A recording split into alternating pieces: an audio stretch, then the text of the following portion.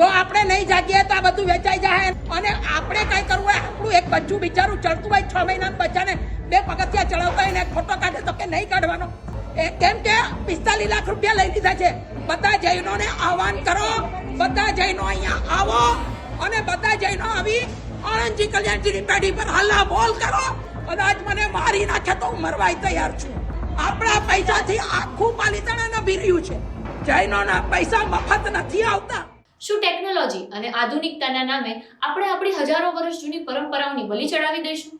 શું ધાર્મિક મર્યાદાઓ કરતા કોઈ પ્રોજેક્ટ મોટો હોઈ શકે?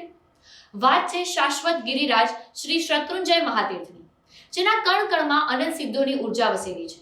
જે ભૂમિ પર પગરખા પહેરતા પણ જૈન સમાજ ખચકાય છે, ત્યાં પરમાત્મા ગભારામાં કેમેરા ઘુસાડવાની હિંમત કોણે કરી?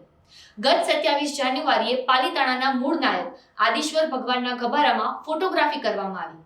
જે ગભારામાં જૈન સાધુ ભગવતી પણ શિસ્ત પાડે છે, ત્યાં લેન્સ અને લાઇટો ગોઠવીને શું સાબિત કરવા માંગતી હતી પેઢી? ચાલો જાણીએ, પણ એ પહેલા લલકા ન્યૂઝને લાઇક, શેર અને સબસ્ક્રાઇબ જરૂરથી કરજો.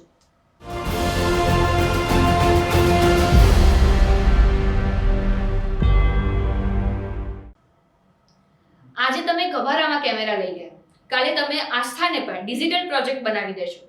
આ શત્રુંજય કોઈ પિકનિક સ્પોટ કે શૂટિંગ લોકેશન નથી.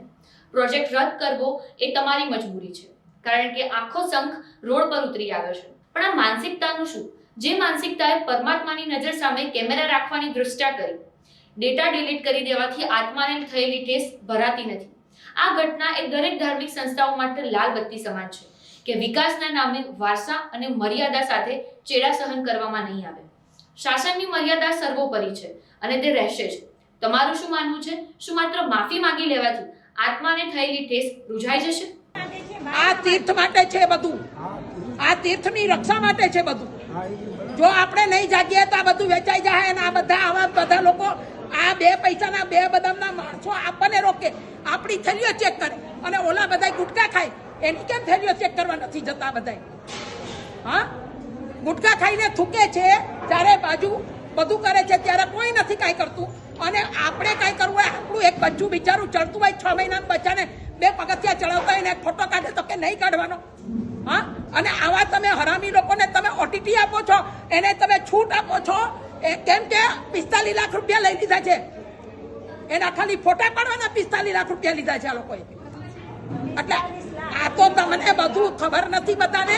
બાકી આ બધા જે કરી રહ્યા છે એ બહુ ખરાબ કરી રહ્યા છે. હું તેમ કહું, બધા જૈનોને આહવાન કરો, બધા જૈનો અહીંયા આવો અને બધા જૈનો આવી આણંદજી કલ્યાણજીની પેઢી પર હલ્લા બોલ કરો અને બધાને નીચે ઉતારીને ઘર ભેગા કરી દો.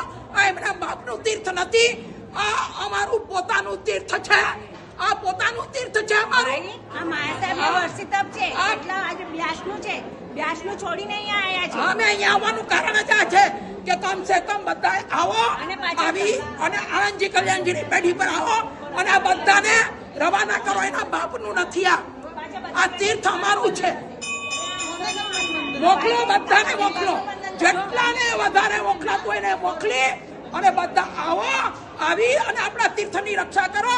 ખાલી જાત્રાઓ નથી કરવી, ખાલી જાત્રા કરીને કાંઈ નહીં મળે તમને. પણ તમે આ તીર્થની જો રક્ષા કરવા માંગતા હોય તો આગળ પણ બહુ બધા બલિદાન આપ્યા છે. મને બીક નથી, કદાચ મને મારી નાખે તો હું મરવાય તૈયાર છું. હું મરવાય તૈયાર છું મારા તીર્થ માટે. પણ આ નહીં ચાલે. હવે બંધ કરો. બહુ થયું. આપણા લોકો, આપણા પૈસા અને આપણે હેરાન થવાનું. આ સિદ્ધગીરી રાજની અંદર આપણા જ પૈસા, આપણા પૈસાથી આખું પાલિતાણા નભી રહ્યું છે અને છતાંય આપણને બધી રીતે દબાવવાની કોશિશ. દરેક જગ્યાએ જાઓ, અહીંયા ઉપર આ બાબુના દેરાસરોમાં પણ સ્નાત્ર આદિ લખાવાનું બંધ કરો. જરૂર નથી.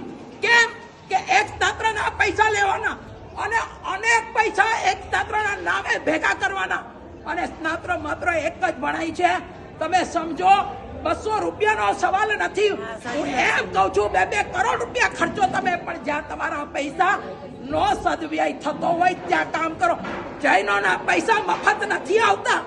જૈનોના પૈસા મફત નથી આવતા. ભાઈ તમે લોકો 18 પાપસ્થાનકોને સેવો છો ત્યારે 1 રૂપિયો કમાવ છો અને એ રૂપિયાનો જો આવો દુર્વ્યય થતો હોય તો તમે સમજો તમે જાગો, તમે નહીં જાગો, તમને એમ લાગે કે અમને તો લાભ મળ્યો. શું લાભ મળ્યો તમને? હા, શું લાભ મળ્યો?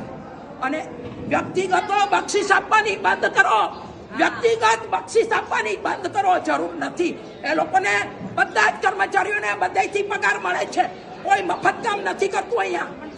હા, અને તમે લોકો આવું કરો છો ને, એના હિસાબે એ આપણા સાધુ સાધ્વીઓની તિખળ કરે છે. એ આપણા સાધુ સાધ્વીઓની તિખળ કરે છે. સમજો, તમારે બહુ જાગવાની જરૂરિયાત છે. તમારી પાસે માત્ર 15,000 સાધુ સાધ્વી ભગવતો વિદ્યમાન છે. જો તમે આ સંસ્થાને જીવંત રાખવા માંગતા હો તો કમસે કમ આ બધું બંધ કરશો ને, તો જ આ બધું બંધ થશે. ને તો નહીં થાય, નહીં થાય, નહીં થાય. મારું આ એક હૃદય દુખે છે. આ તીર્થ અને આ પ્રભુનું શાસન અમને જે મળ્યું છે, આ ઓઘો તમે જે અમને વફાદારીથી આપ્યો છે. કારણ કે આપવાવાળા કોણ છો? તમે છો. ચતુર્વિધ શ્રી સંઘે અમને ઓઘો આપ્યો છે. તો આ એક ઓઘાની પણ વફાદારી છે. આ એક ઓઘાની વફાદારીના લીધે હું બોલી રહી છું. બાકી મને કોઈ શોખ નથી. અમે તો અહીંયાથી 2-2.5 કિલોમીટર ઉપર દૂરથી અમે આવ્યા છીએ. 1 કિલોમીટર આ સાંભળું હૃદય ઉપડી ગયું કે આપણા તીર્થની આ લોકો આ દશા કરે છે.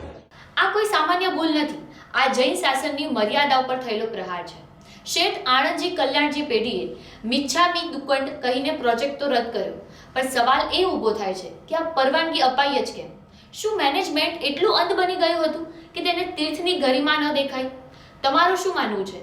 શું માત્ર માફી લેવાથી આત્માને થયેલી ઠેસ રૂઠાઈ જશે? તમને શું લાગે છે આ વિશે કોમેન્ટ બોક્સમાં જરૂરથી જણાવજો.